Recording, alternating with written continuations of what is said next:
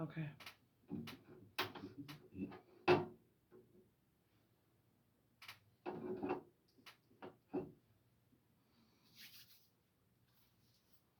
Hoodies on because it's chilly. So, let's get into it.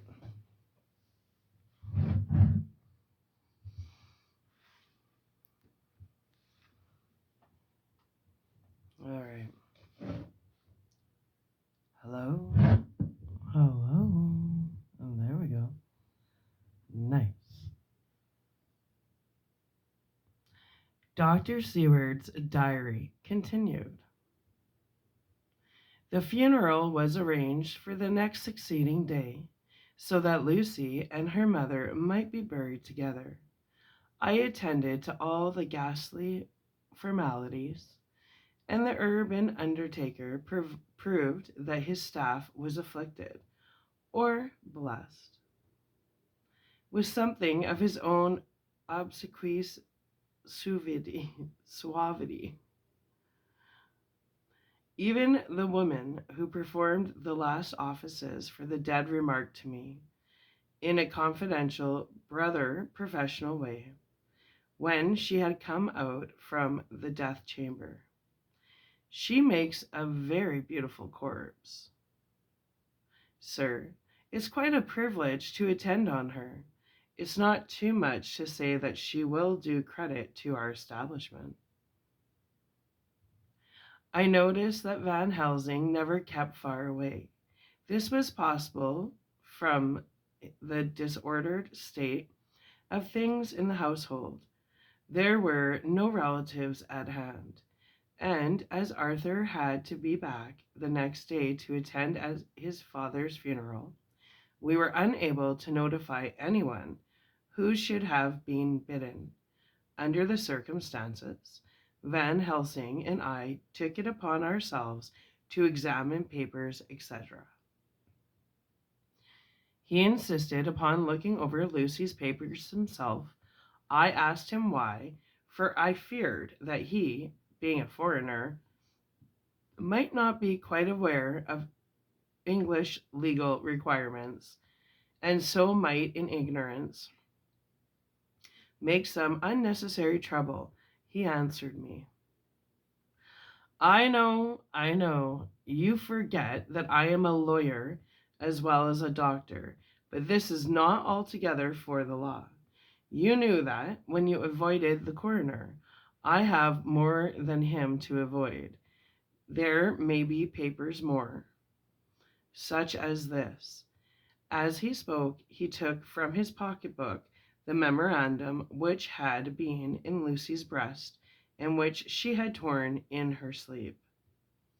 When you find anything of the solicitor who is for the late Mrs. Westenra, seal all her papers and write him tonight. For me, I watch here in the room and in Miss Lucy's old room all night, and I myself search for what may be. It is not well that her very thoughts go into the hands of strangers. I went on with my part of the work, and in another half hour had found the name and address of Mrs. Westenra's solicitor, and had written to him. All the poor lady's papers were in order, explicit directions regarding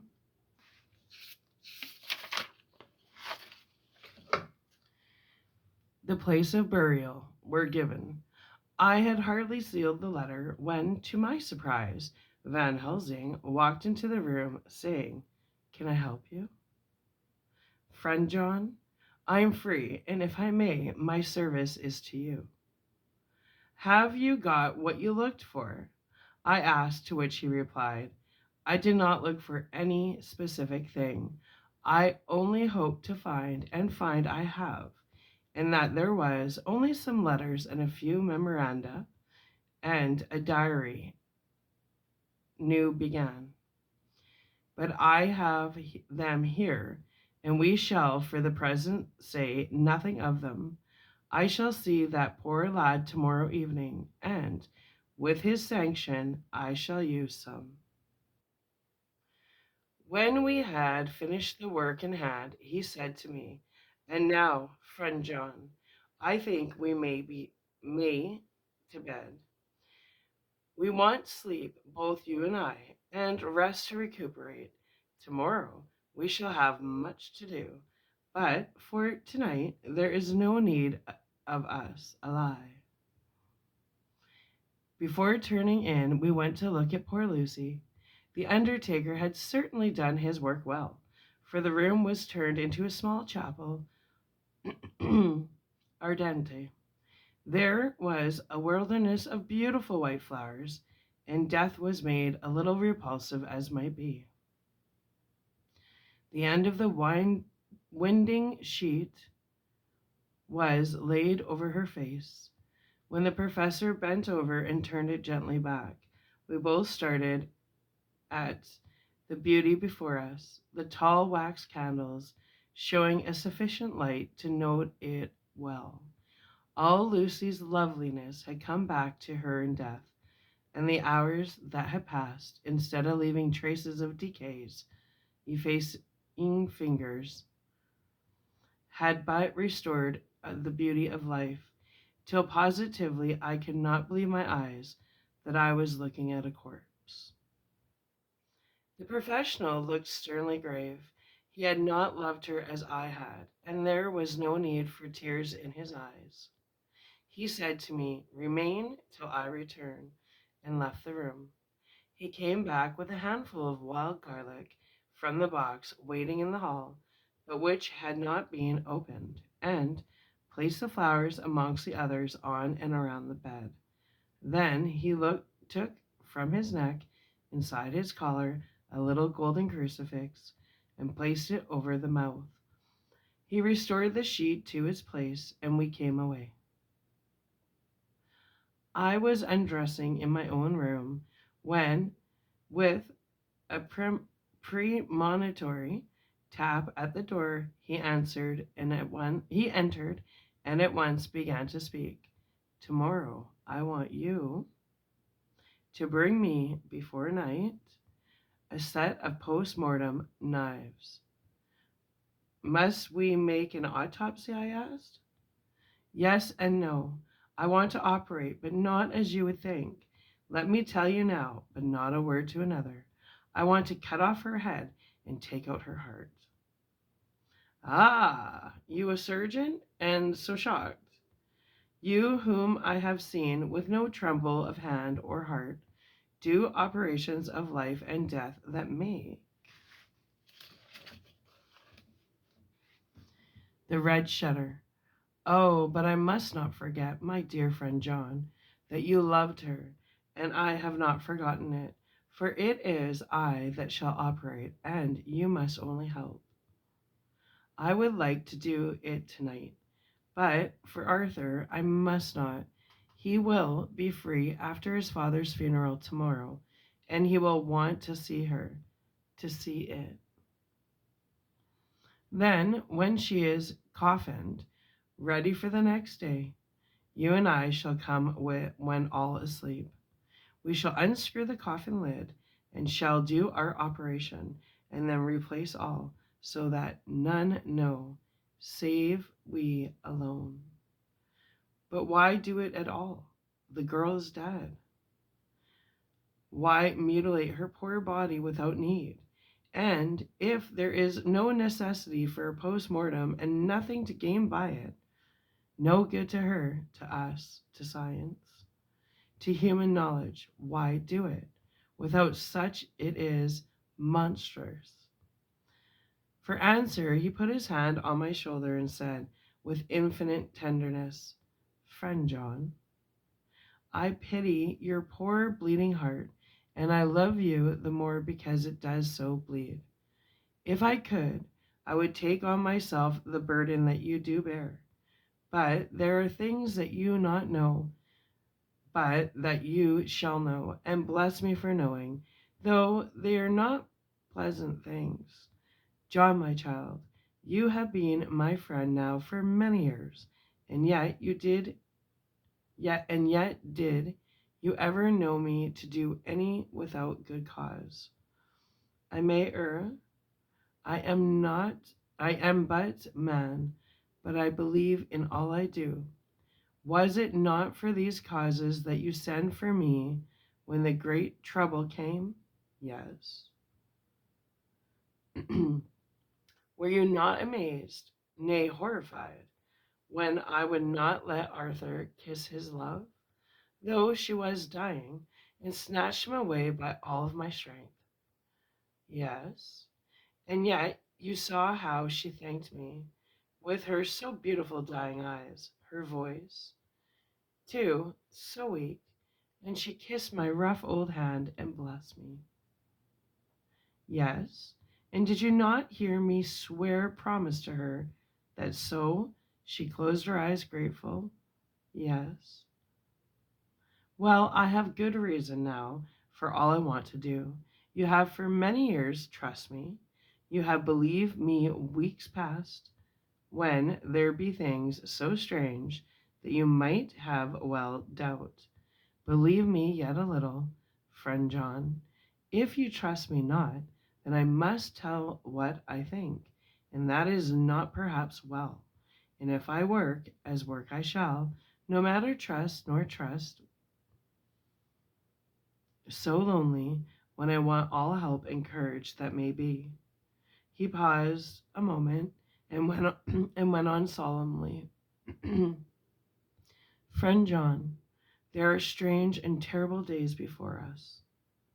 Let us not be two, but one, that so we work to a good end. Will you not have faith in me? I took his hand and promised him. I held my door open as he went away and watched him go into his room and close the door. As I stood without moving, I saw one of the maids pass silently along the passage.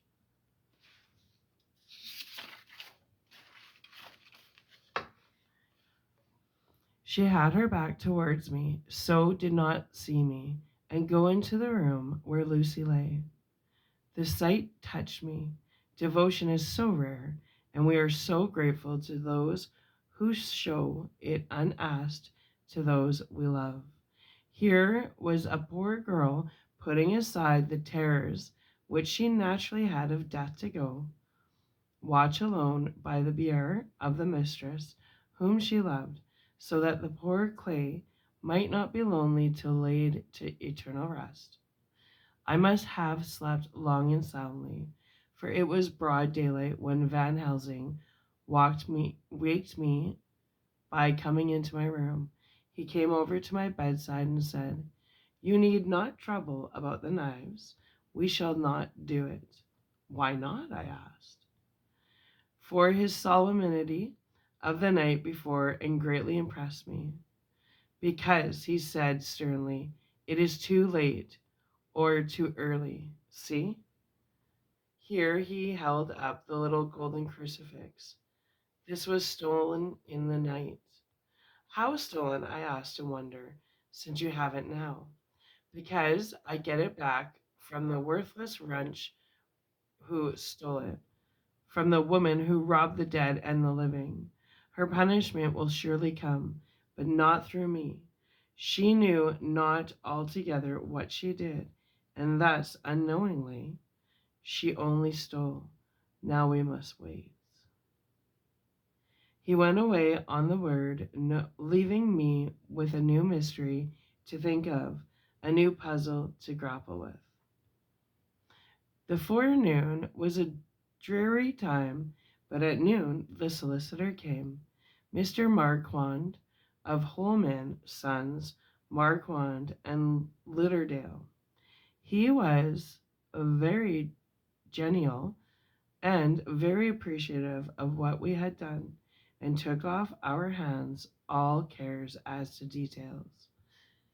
During lunch he told us that Mrs. Westenra had for some time expected sudden death from her heart, and put her affairs in absolute order. He informed us that, with the exception of a certain entitled property of Lucy's father's, which now, in default or direct issue, went back to a distant branch of the family, the whole estate, real and personal, was left absolutely to Arthur Holmwood. When he had told us so much, he went on, "Frankly, we did our best to prevent such a testamentary disposition, and pointed out certain con- contingencies that might leave her daughter either penniless or not so free as she should be to act regarding a matrimonial alliance. Indeed, we pressed the matter so far that we almost came into collision, for she asked us if we were or were not prepared to carry out her wishes. Of course, we had then no alternative but to escape. We were right in principle, and 99 times out of 100 we should have proved, by the logic of events, the accuracy of our judgment. Frankly, however, I must admit that in this case any other form of disposition would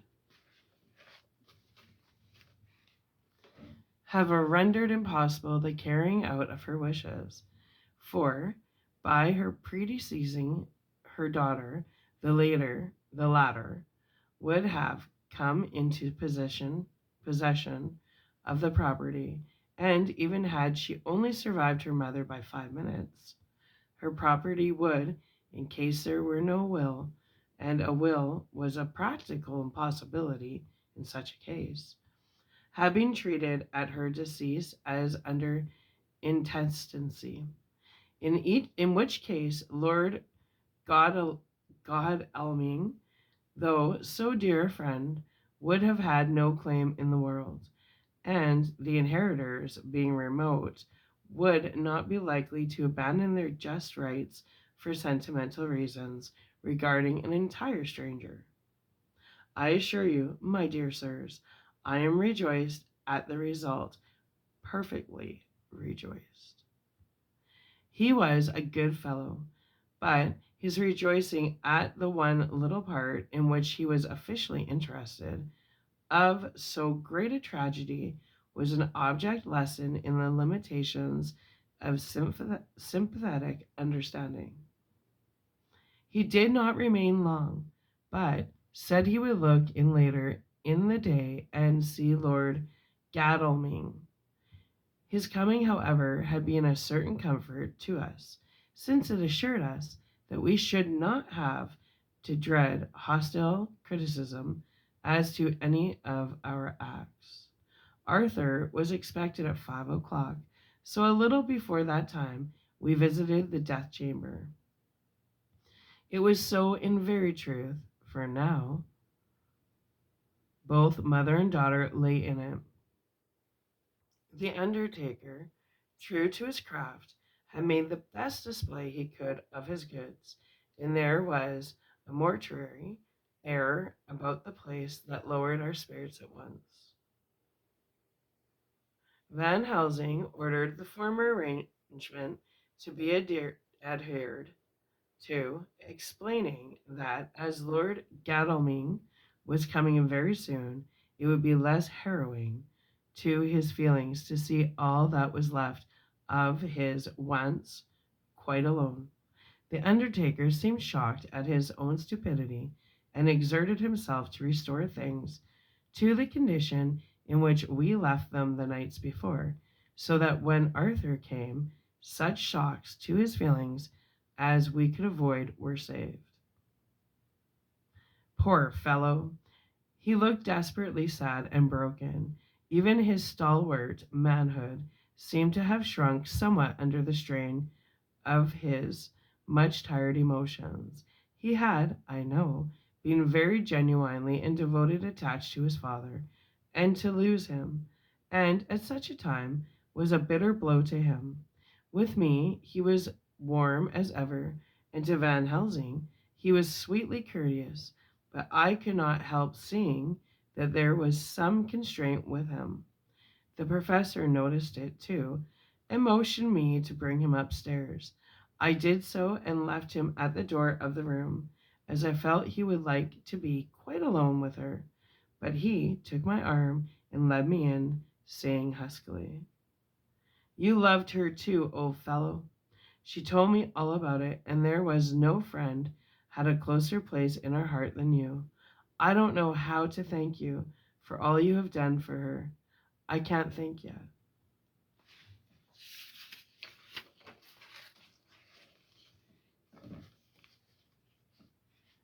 Here he suddenly broke down and threw his arms around my shoulders and laid his head on my breast, crying, "Oh, Jack, Jack, what shall I do? The whole of life seems gone from me all at once, and there is nothing in the wide world for me to live for." I comforted him as well as I could. In such cases, men do not need much expression. A grip of the hand, the tightening of an arm over the shoulder, a sob in unison are expressions of sympathy dear to a man's heart. I stood still and silent till his sobs died away, and then I said softly to him, "Come and look at her."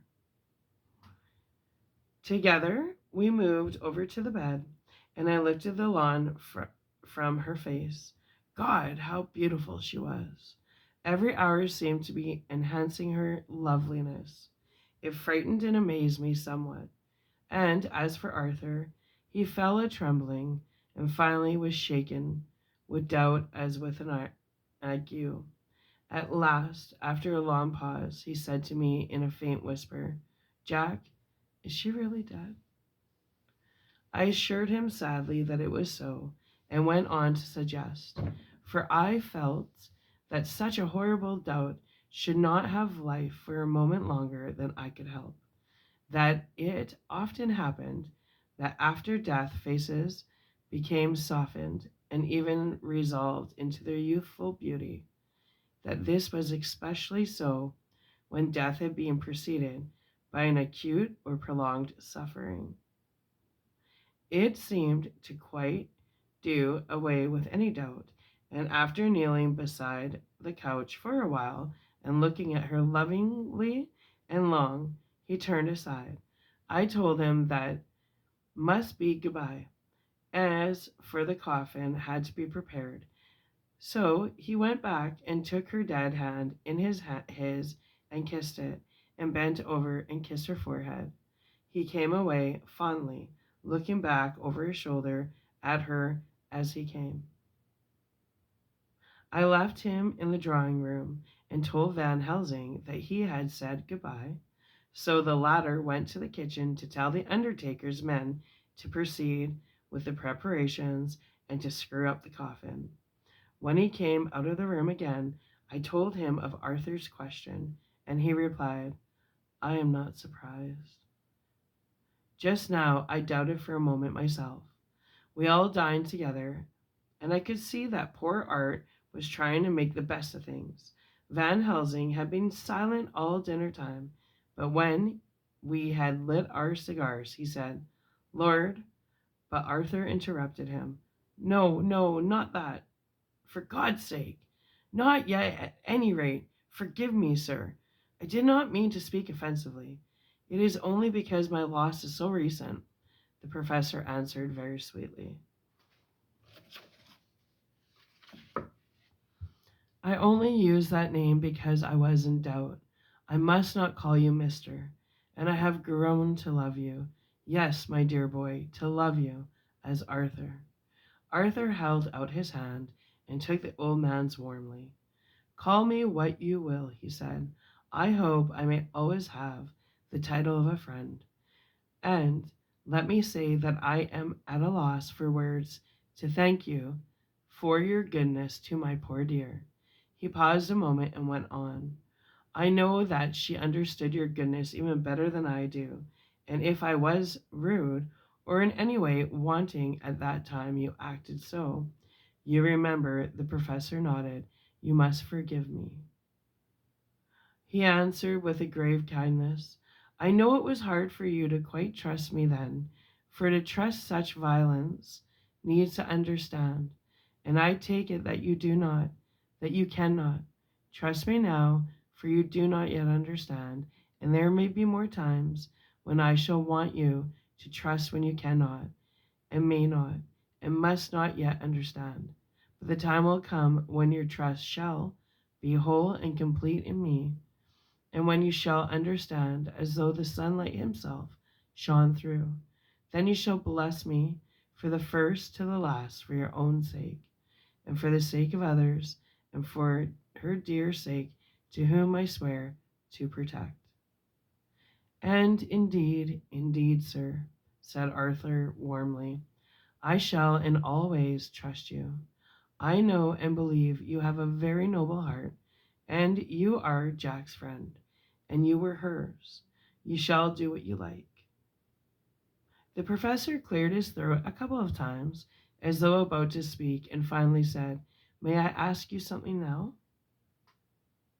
Certainly. You know that Mrs. Westenra left you all her property. No, poor dear, I never thought of it. And as it is all yours, you have a right to deal with it as you will. I want you to give me permission to read all Miss Lucy's papers and letters. Believe me, it is no idle curiosity. I have a motive of which, be sure, she would have approved. I have them all here.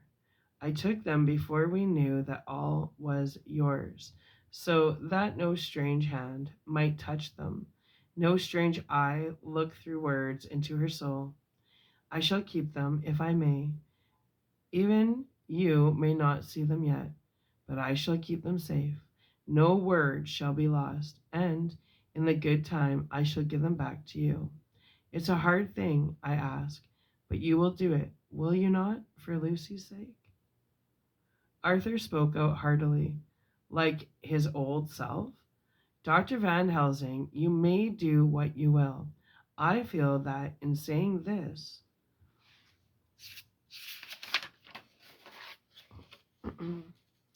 I am doing what my dear would have approved.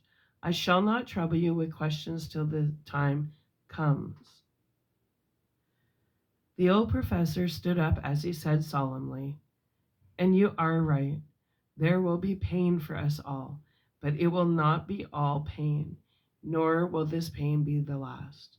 We and you too, you most of all, my dear boy, will have to pass through the bitter water before we reach the sweet. But we must be brave of heart and unselfish, and do our duty, and all be well. I slept on a sofa in Arthur's room that night.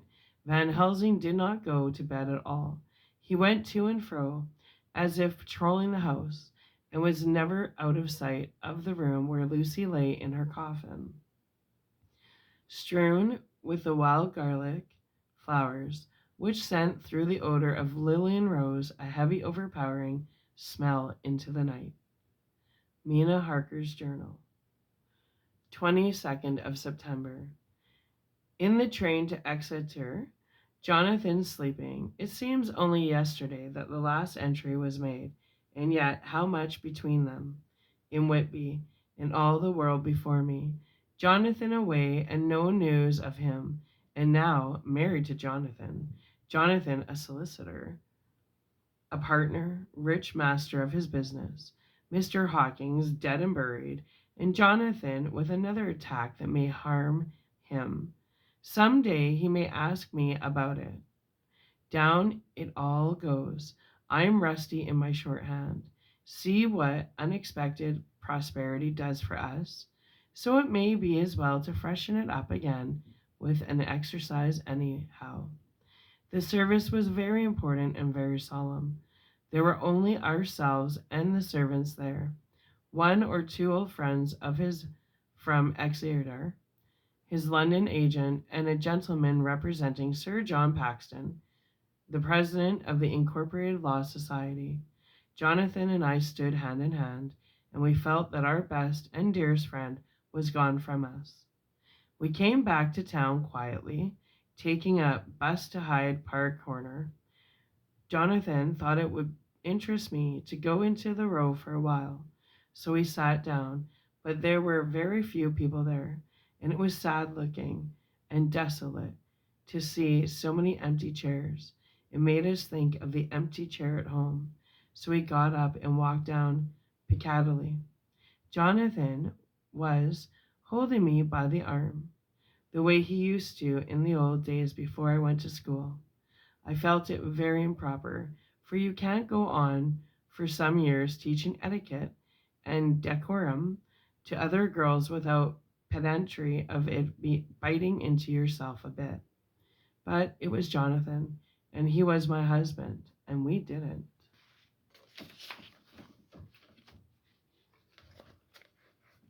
know anyone who saw us, and we didn't care if they did. So on we walked. I was looking at a very beautiful girl in a big cartwheel hat, sitting in a Victoria outside Giuliano's, when I felt Jonathan clutch my arm so tight that he hurt me, and he said under his breath, "My God, I am always anxious about Jonathan, for I fear that some nervous fit may upset him again." So I turned to him quickly and asked him what it was that disturbed him. He was very pale, and his eyes seemed bulging out as, half in terror and half in amusement, he gazed at a tall, thin man with a beaky nose and black mustache and pointed beard, who was also observing the pretty girl. He was looking at her so hard that he did not see either of us, and so I had a good view of him. His face was not a good face. It was hard and cruel and sensual, in his big white teeth, that looked all the whiter because his lips were so red, were pointed like an animal's. Jonathan kept staring at him till I was afraid he would notice.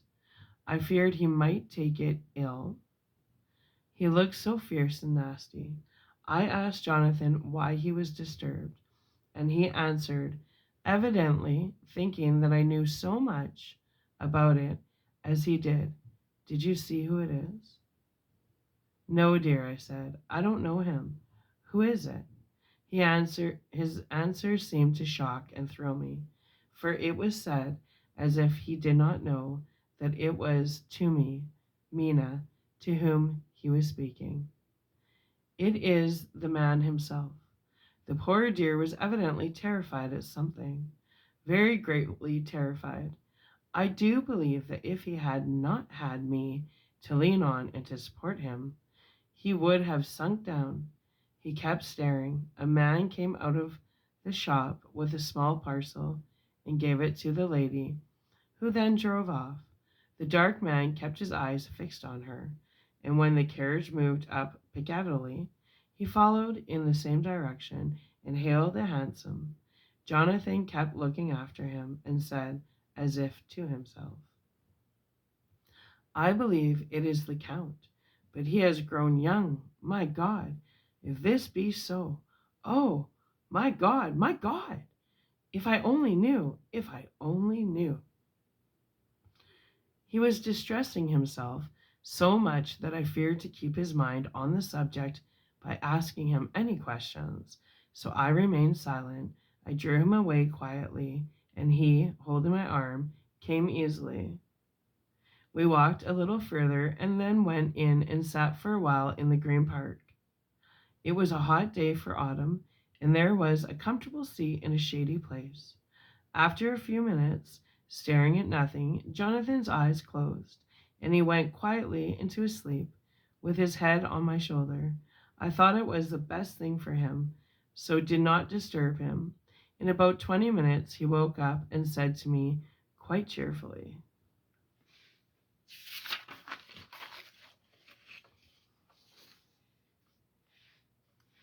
"Why, Mina, have I been asleep? Oh, do you forgive me for being so rude? Come, and we'll have a cup of tea somewhere." He had evidently forgotten all about the dark stranger, and in his illness he had forgotten all that this episode had reminded him of. I don't like this lapsing into forgetfulness. It may make or continue some injury to the brain. I must not ask him, for fear I shall do more harm than good. But I must somehow learn the facts of his journey abroad. This time is come, I fear, when I must open that parcel and know what is written. Oh, Jonathan, you will, I know, forgive me if I do wrong, but it is for your own dear sake. Later. A sad homecoming in every way. The house empty of the dear soul who was so good to us. Jonathan still pale and dizzy under a slight relapse of his malady. And now a telegram from Van Helsing, whoever he may be. You will be grieved to hear that Mrs. Westenra died 5 days ago, and that Lucy died the day before yesterday. They were both buried today, and oh, what a wealth of sorrow in a few words. Poor Mrs. Westenra, poor Lucy, gone, gone, never to return to us. And poor, poor Arthur, to have lost such sweetness out of his life. God help us all to bear our troubles. Dr. Seward's Diary, 22nd of September. It is all over. Arthur has gone back to Ring and has taken Quincy Morris with him. What a fine fellow is Quincy. I believe in my heart of hearts that he suffered as much as Lucy's death as any of us. But he bore himself through it like a moral Viking. If America can go on breeding men like that, she will be a power in the world indeed. Van Helsing is lying down, having a rest preparatory to his journey. He goes over to Amsterdam tonight, but says he returns tomorrow night, that he only wants to make some arrangements which can only be made personally. He is to stop with me then, if he can. He says he has work to do in London, which may take him some time. Poor old fellow! I fear that the strain of the past week has broken down even his iron strength. All the time of the burial he was, I could see, putting some terrible restraint on himself. When it was all over, we were standing beside Arthur, who, poor fellow, was speaking of his part in the operation where his blood had been transfused to his Lucy's veins.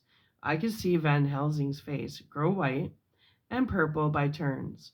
Arthur was saying that he felt since as if they had been really married, and that she was his wife in the sight of God.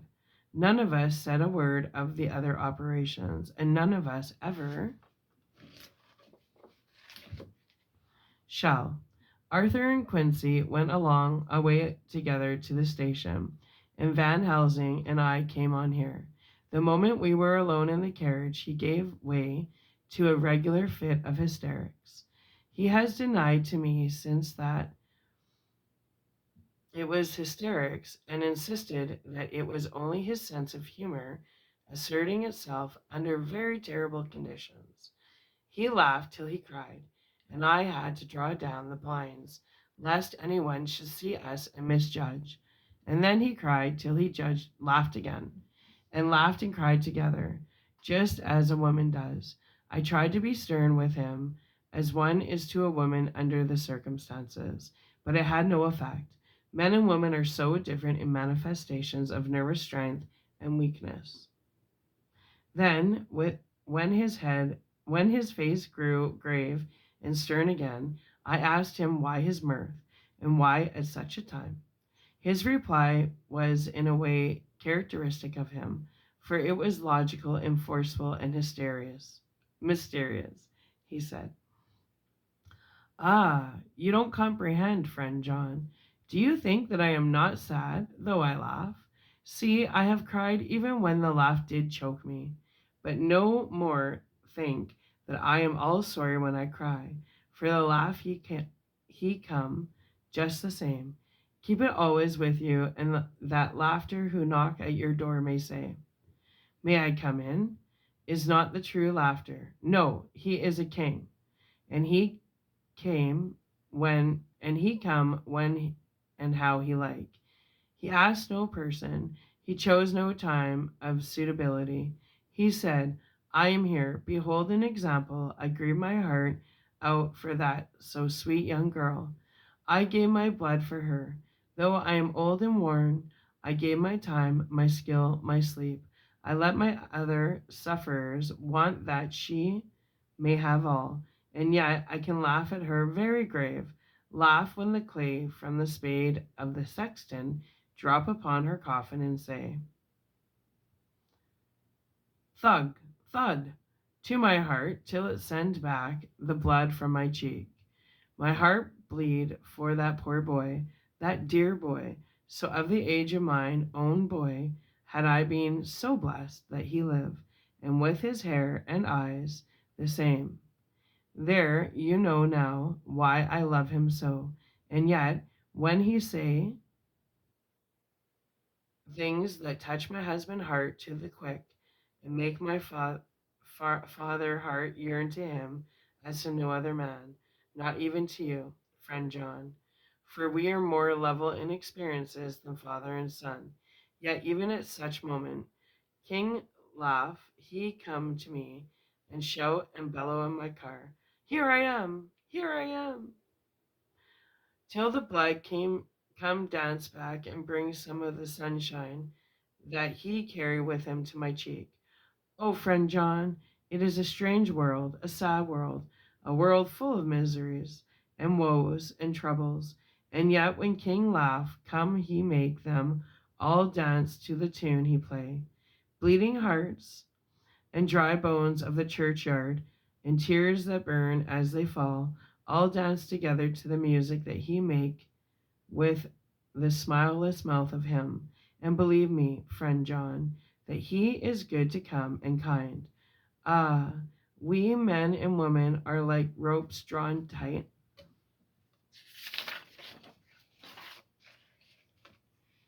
with string that pull us different ways.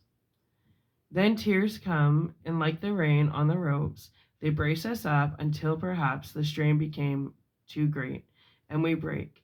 But King laugh, he come like the sunshine, and he ease off the strain again, and we bear to go on with our labor, what it may be.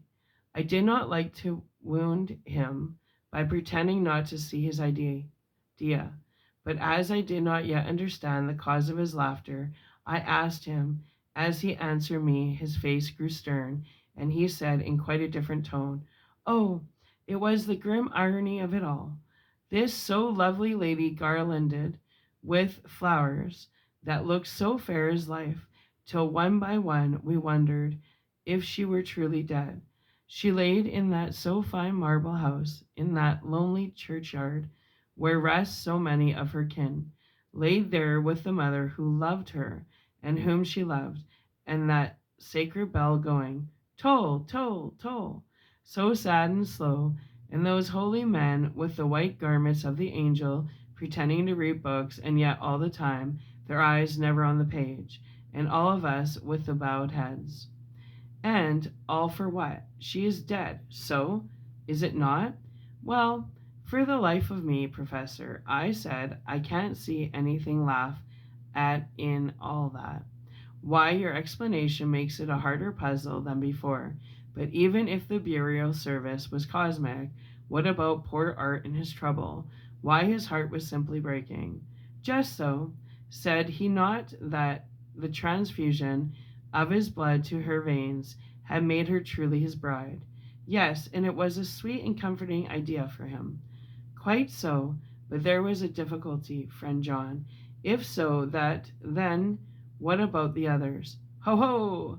Then this is sweet maid is a polyandrist, and me, with my poor wife dead to me, but alive by church's law, though no wits all gone, even I, who am faithful husband to this now no wife, am bigamist.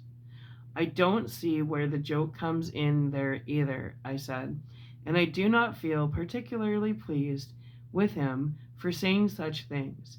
He laid his hand on my arm and said, friend John, forgive me if I pain. I showed not my feelings to others when it would wound, but only to you, my old friend, whom I can trust.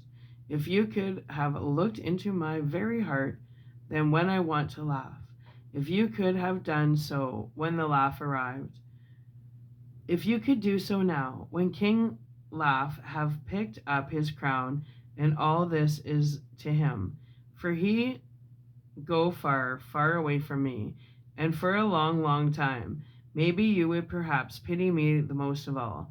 I was touched by the tenderness of his tone and asked him why.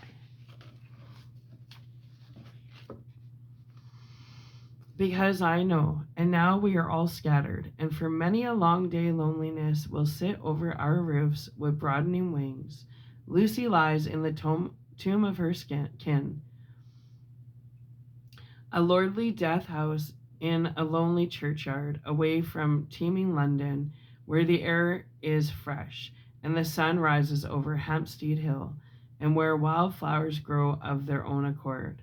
So I can finish this diary, and God only knows if I shall ever begin another.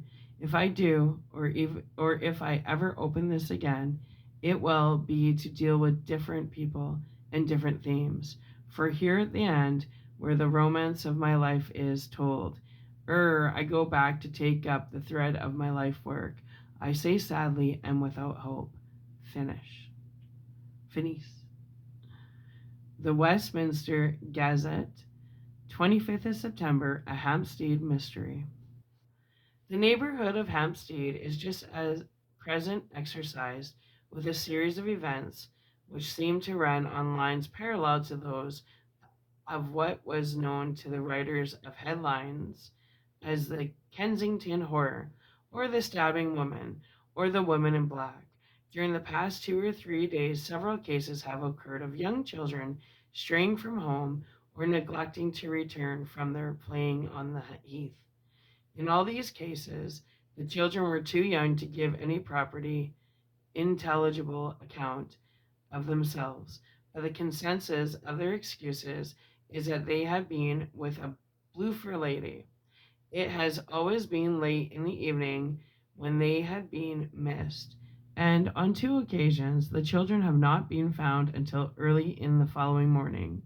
It is generally supposed in the neighborhood that, as the first child missed gave as his reason for being away that a bloofer lady had asked him to come for a walk, the others had picked up the phrase and used it as occasion served.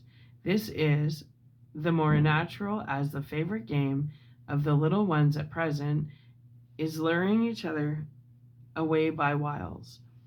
A correspondent writes us that to see some of the tiny tots pretending to be the bloofer lady is supremely funny. Some of our caricaturists might, he says, take a lesson in the irony of grotesque by comparing the reality and the picture. It is only in accordance with general principles of human nature that the bloofer lady should be the popular role at these alfresco performances. Our correspondent naivety says that even Ellen Terry could not be so winningly attractive as some of these grubby-faced little children pretend, and even imagine themselves to be. There is, however, possibly a serious side to the question for some the children. Indeed, all who have been missed at night have been slightly torn or wounded in the throat. The wounds seem such as might be made by a rat or a small dog, and although of not much importance individually, would tend to show that whatever animal inflicts them has a system or method of its own. The police of the division have been instructed to keep a sharp lookout for straying children, especially when very young, in and around Hampstead Heath, and for any stray dog which may be about. The Westminster Gazette, 20th of September, extra special, the Hampstead Horror, another child injured, the bloofer lady. We have just received intelligence that another child, missed last night, was only discovered late in the morning under a furzy bush at the Shooter's Hillside, Hampstead Heath, which is perhaps less frequented than the other parts.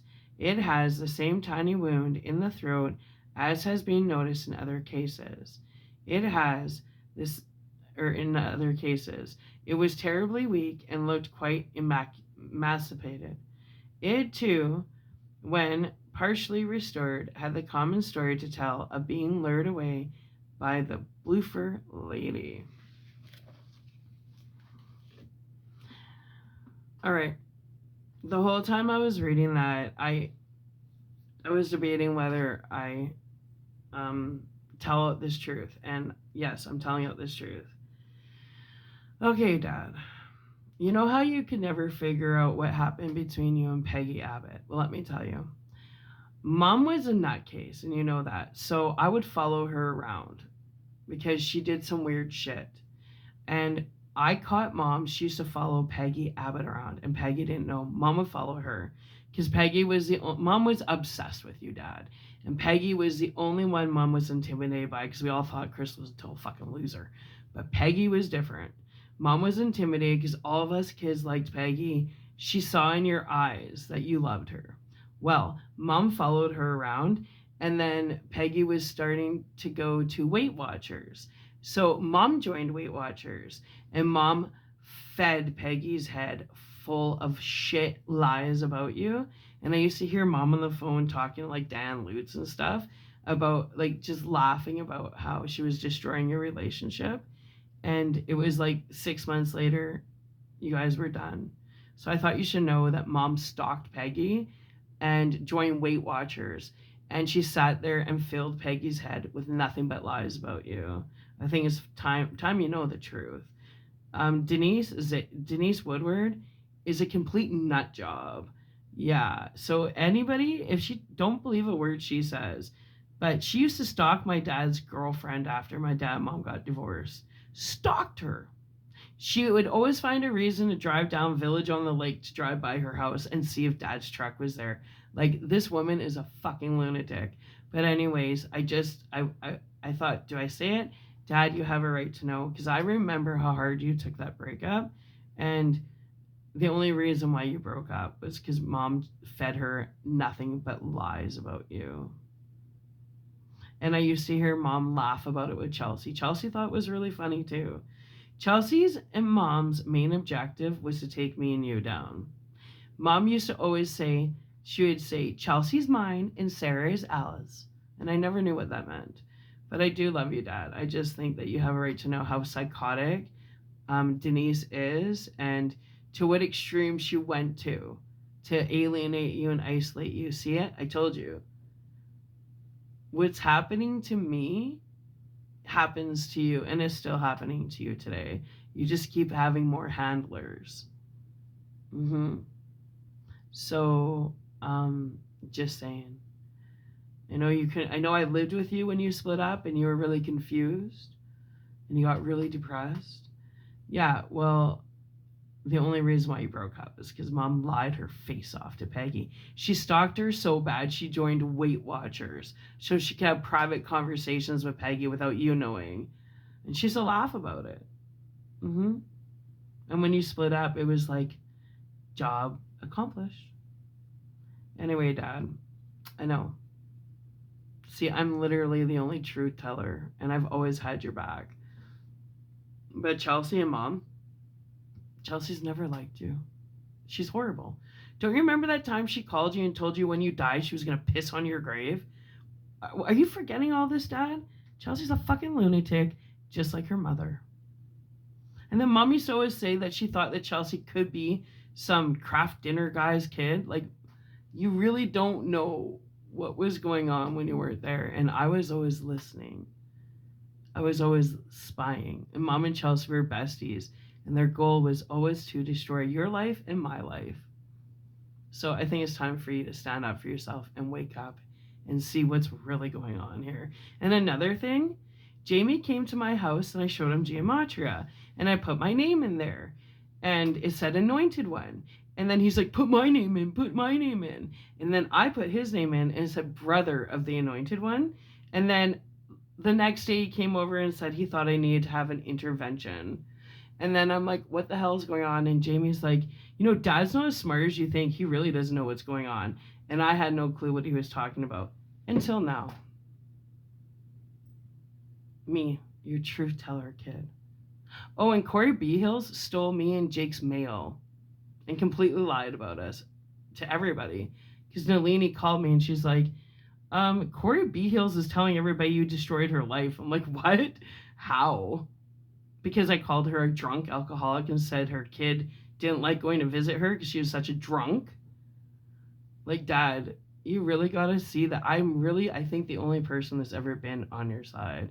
Anyway, I didn't want to interrupt the book, but I'm getting red because I'm so frustrated, and I was like, do I say anything? Yeah. So if you've listened to the end, Dad, there you go. There's some truth bombs for you. Let's do a singing bowl. This one is the third eye chakra.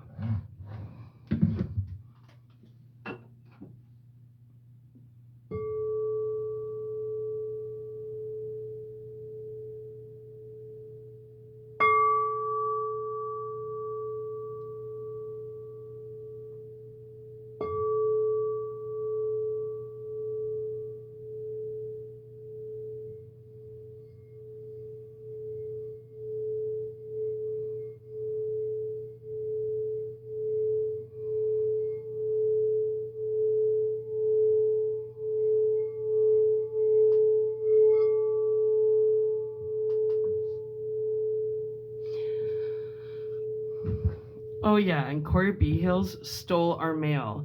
She stole Jake's learners because it was coming in the mail, and by the time we left, it still hadn't shown up yet. And she stole his learners, and she also stole the certificate I got when I paid off my Honda.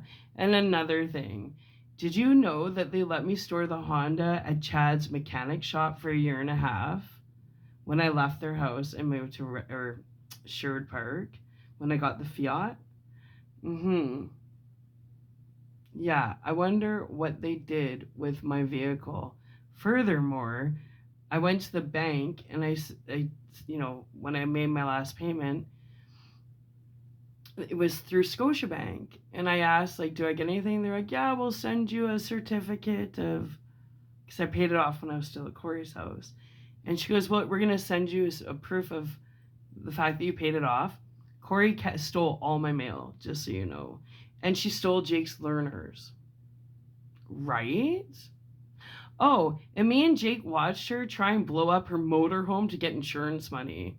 Jake and I make fun of them all the time for that. Yeah. Oh, and then another time, Chad invited me over and we were hanging out in his garage. And I was stupid because, I grew up with a little fucker, so I trusted him, right?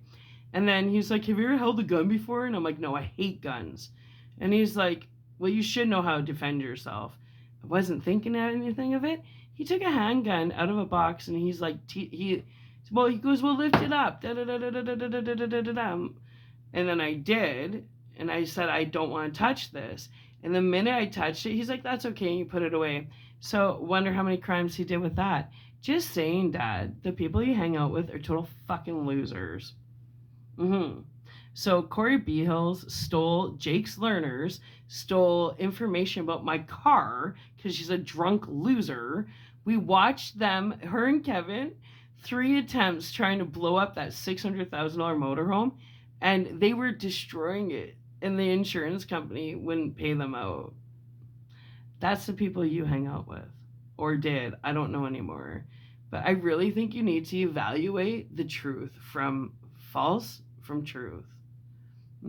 Corey B. Hills is a drunk liar.